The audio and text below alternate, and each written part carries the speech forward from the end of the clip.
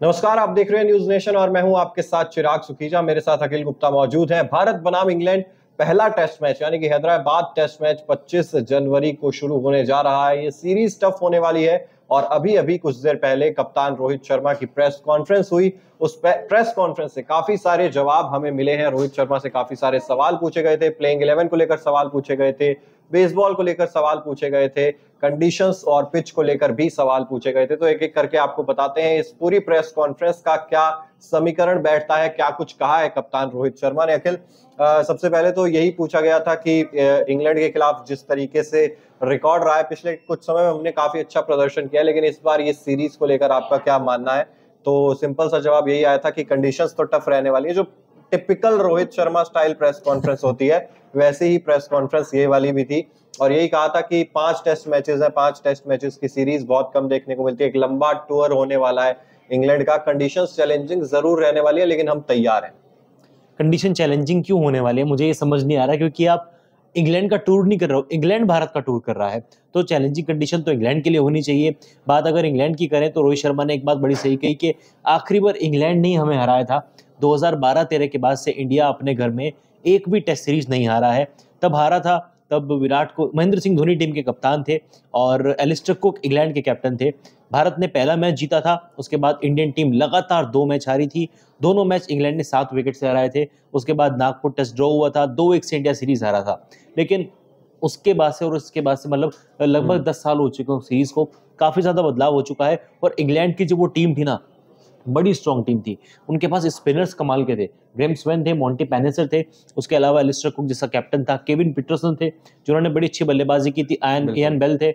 अब इंग्लैंड की टीम में वो गहराई नहीं है, तो डरने वाली बात नहीं होनी। रोहित शर्मा ने भी इस चीज का जिक्र किया था कि जब इंग्लैंड ने हमें हराया तो वो एक अलग टीम थी, ये वाली एक अलग टीम है। हालांकि उन्होंने ये नहीं कहा कि ये टीम कमजोर है, क्योंकि ऐसा कोई कप्तान वैसे भी नहीं कहता है। तो उन्होंने यही कहा कि चैलेंजेस नए हैं लेकिन उनकी भी टीम इस बार डिफरेंट है और हम अपनी तैयारी पुख्ता कर रहे हैं। इसके बाद पूछा गया बेसबॉल को कैसे आप काउंटर करेंगे, ये जो बेसबॉल क्रिकेट इंग्लैंड खेलता है उस पर रोहित शर्मा ने जवाब दिया कि हम अपना क्रिकेट खेलेंगे। हम ओपोजिशन पर इतना ज्यादा फोकस नहीं कर रहे हैं, हम अपनी स्ट्रेंथ्स पर फोकस कर रहे हैं कि हमारे पास क्या स्ट्रेंथ है और हम उसे किस तरीके से यूटिलाइज कर सकते हैं। तो अपनी स्ट्रेंथ पर फोकस करने की बात है। लेकिन क्या कहीं ना कहीं दिमाग में चल रहा होगा कि यार बेसबॉल क्रिकेट है, और क्योंकि सोशल मीडिया पर भी और हर तरफ भी राहुल द्रविड़ से भी ये सवाल पूछा गया, आज रोहित शर्मा से भी ये सवाल पूछा गया, दिमाग में कहीं ना कहीं तो चल रहा होता है। बिल्कुल चल रहा होता है, क्योंकि बेसबॉल ना ट्रेंडिंग टॉपिक बना हुआ है। कल बीसीसीआई के एनुअल अवार्ड थे, वहाँ पे हर्षा भोगले, जब जसप्रीत बुमराह को एक अवार्ड दिया गया तो हर्षा भोगले ने उनसे ये पूछा कि आपके माइंड में भी बेसबॉल को लेके क्या चल रहा है। तो बुमराह ने कहा कि इतना कुछ फर्क नहीं पड़ता क्योंकि इंडिया में बेसबॉल काम नहीं करेगा। मोहम्मद सिराज से जब ये सवाल किया गया, उन्होंने भी यही कहा कि बेसबॉल काम नहीं करेगा, लेकिन एक डर लगता है, एक फैक्टर बना हुआ है बेसबॉल का। बुमराह का ये कहना था कि बेसबॉल के चलते उनको विकेट्स काफी मिलने वाले हैं, यानी कि बेसबॉल का हवा इंडियन टीम में बात जरूर हो रही है बेसबॉल के। बिल्कुल बात हो रही है, इसका मतलब ये है कि बात हो रही है। तो वही कहते हैं ना कि धुआं वहीं से उठता है जहां पर आग लगी होती है, ऐसे धुआं नहीं उठता है। तो कुछ ना कुछ रणनीति उसके खिलाफ जरूर बनाई गई होगी। हालांकि रोहित शर्मा ने तो यही कहा कि हम अपनी स्ट्रेंथ्स पर काम कर रहे हैं। इसके अलावा विराट कोहली को लेकर भी उनसे सवाल पूछा गया था कि विराट कोहली पहले 2 टेस्ट मैचेस में नहीं है। हालांकि रीजन वगैरह की कुछ बात नहीं हुई है इस प्रेस कॉन्फ्रेंस में, लेकिन सीधे तौर पर ये पूछा था कि रिप्लेसमेंट को लेकर आपका क्या मानना है, क्या आप एक्सपीरियंस की तरफ जाएंगे या एक यंगस्टर्स क्या मिश्रण किया जाएगा एक्सपीरियंस और यंगस्टर्स का। तो उन्होंने यही कहा कि हम ये सोचते हैं कि विराट कोहली जितने सीनियर खिलाड़ी हैं, हम कोशिश करते हैं कि कोई सीनियर खिलाड़ी ही उन्हें रिप्लेस करे। लेकिन उन्होंने एक और इशारा दिया इसके बाद अखिल, उन्होंने कहा कि हम किसी यंगस्टर्स को भी इंक्लूड करना चाहते हैं, क्योंकि हम नहीं चाहते कि सीधा कोई यंगस्टर जाकर फॉरेन कंडीशंस में एक्सपोज हो और सीधा एक विदेशी सरजमी पर जाकर कोई यंगस्टर्स खेले। तो हम ऐसे यंगस्टर्स को भी इस टेस्ट सीरीज में इंक्लूड करना चाहते हैं ताकि उन्हें यहाँ पर एक्सपीरियंस मिले और उसके बाद फिर कहीं अगर वो फॉरेन कंडीशंस में जाए तो उन्हें दिक्कत ना हो। तो इस चीज से क्या समझा जा सकता है? क्लियर चीज है कि श्रेयस अय्यर खेलेंगे, क्योंकि रिप्लेसमेंट तो रजत पाटीदार को किया गया है नियुक्त, लेकिन रजत पाटीदार के खेलने की संभावनाएं बहुत कम है। टीम में जगह मिली है ताकि वो सीख सके, मतलब इंग्लैंड की रणनीतियां देख सकें, टीम मैनेजमेंट किस तरीके से काम करती है, टेस्ट टीम का सेटअप कैसा होता है, वो चीज़ देख सकें, बारीकियां समझ सकें, क्योंकि आने वाले चैलेंजेस बड़े हैं। इंडिया को अभी घर में खेलना है, लेकिन नवंबर दिसंबर में ऑस्ट्रेलिया का टूर है, वहाँ पे भी आपको 5 मैचों की टेस्ट सीरीज खेलनी है जो काफ़ी अहम होने वाली है। लेकिन फिलहाल तो श्रेयस अय्यर का खेलना तय है।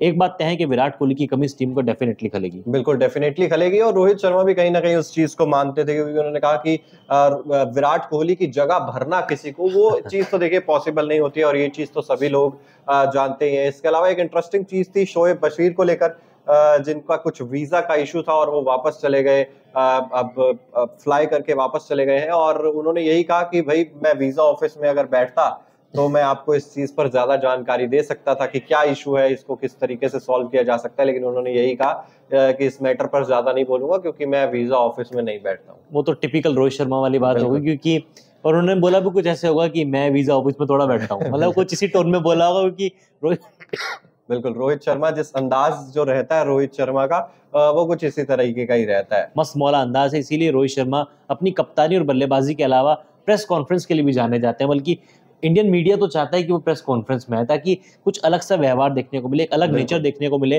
ताकि माहौल खुशनुमा बना रहे। वर्ल्ड कप के दौरान भी हमने कुछ इसी तरीके की प्रेस कॉन्फ्रेंसेस देखी थी रोहित शर्मा की। इसके अलावा देखिए अब प्लेइंग 11 को लेकर काफी सारे सवाल रोहित शर्मा पर दागे गए थे। मैं ये कहूंगा कि वो बाउंसरें मारी गई थी, लेकिन उनको काफी अच्छे तरीके से उन्होंने डक किया है।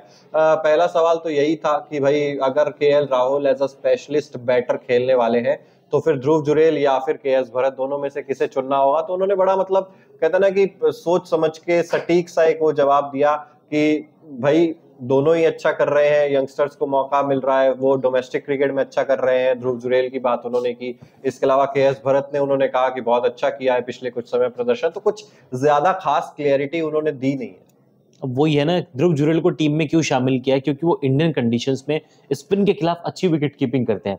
सिर्फ 15 मैच खेले हैं फर्स्ट क्लास मैच में, बहुत छोटा करियर है, लेकिन टीम में सिलेक्शन हुआ है क्योंकि अच्छी विकेट कीपिंग करते हैं। लेकिन मोटा मोटा सबको पता है कि केएस भरत ही खेलेंगे, एक्सपीरियंस है।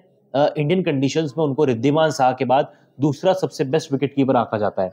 बल्लेबाजी को लेकर हमेशा उनकी डाउटफुल रहता है कि बल्लेबाजी अच्छी कर पाएंगे नहीं कर पाएंगे, लेकिन हाल ही में इंग्लैंड लायंस के अगेंस्ट उनके बल्ले से एक 100 निकला था, नॉट आउट हो रहे थे, शतकीय पारी खेली थी, उसका भी एडवांटेज मिलेगा, और 5 टेस्ट मैचेस का अनुभव कहीं ना कहीं काम तो आता है। बिल्कुल। और इसके अलावा प्लेइंग 11 को लेकर कुलदीप यादव वर्सेस अक्षर पटेल के बीच में वो एक सवाल पूछा गया था, कौन खेलता हुआ नजर आएगा, उसमें भी उन्होंने बचते हुए जवाब दिया। दोनों की तारीफ उन्होंने की, और जैसा कि हर प्रेस कॉन्फ्रेंस में हमने देखा है कि दोनों की तारीफ की है। कुलदीप यादव उन्होंने कहा पिछले कुछ समय से उन्होंने अपने आप को काफी ज्यादा इंप्रूव किया है। कुलदीप यादव जिस तरीके से पूरे वर्ल्ड कप में उन्होंने प्रदर्शन किया, या उसके बाद भी जिस तरीके की फॉर्म में, कुलदीप यादव की तारीफ जरूर की। अक्षर पटेल की भी दूसरी तरफ, और अक्षर पटेल की खास बात यह थी कि बल्लेबाजी का जिक्र उन्होंने शायद इतना ज्यादा नहीं किया कि भाई हमें बल्लेबाजी में या बैटिंग डेप्थ भी देंगे। उन्होंने अक्षर पटेल की गेंदबाजी की भी तारीफ की। उन्होंने कहा कि ऐसी लेंथ पर गेंद डालते हैं कि जहां पर स्पिन को उतनी ज्यादा मदद नहीं होती, वहां पर भी अपनी वेरिएशन से अपने लाइन और लेंथ को चेंज करके अक्षर पटेल लगातार विकेट्स निकाल रहे हैं।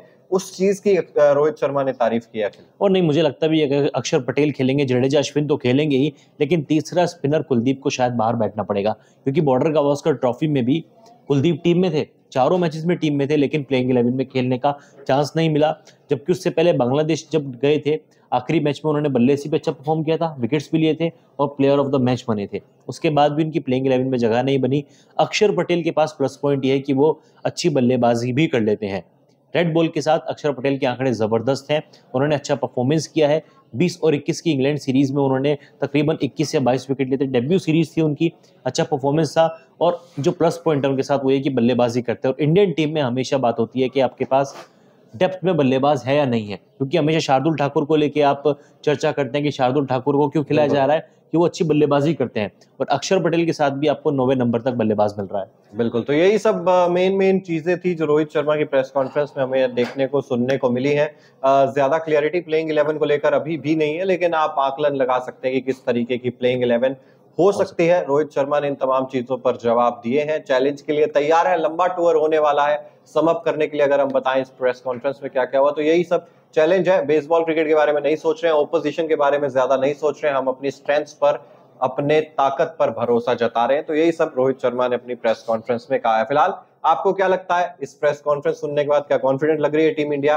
क्या होने वाला है हैदराबाद टेस्ट मैच का रिजल्ट? कमेंट बॉक्स में जरूर बताइएगा। अगर आपने अभी तक न्यूज नेशन को सब्सक्राइब नहीं किया है तो जल्द से जल्द सब्सक्राइब भी कर दीजिए, साथ ही बेल आइकन जरूर प्रेस कर दीजिए ताकि हर न्यूज अपडेट सबसे पहले आप तक पहुंचे। बहुत बहुत